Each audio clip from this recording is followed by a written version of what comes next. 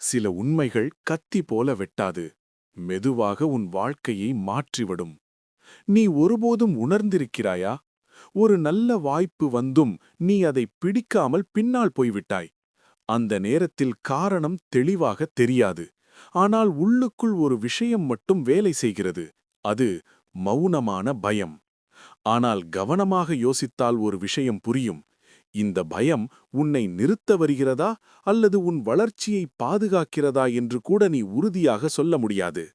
அது நேரடியாக நிறுத்து என்று சொல்லாது. அது உன்னிடம் கேள்விகள் கேட்கும். இது சரியா? நீ தோற்றால் என்ன ஆகும்? இது உனக்கு பொருந்துமா? இந்த கேள்விகள் சாதாரணமாகத் தோன்றும். ஆனால் உண்மையில் அவை உன் முடிவுகளை மெதுவாக மாற்றத் தொடங்கும். ஒரு கட்டத்தில் நீ முயற்சி செய்யாமல் இருப்பதை பாதுகாப்பு என்று நம்ப ஆரம்பிக்கிறாய். அதுதான் ஆபத்து.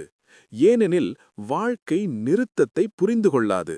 அது நகர்வை மட்டும் மதிக்கும். உண்மை என்ன தெரியுமா?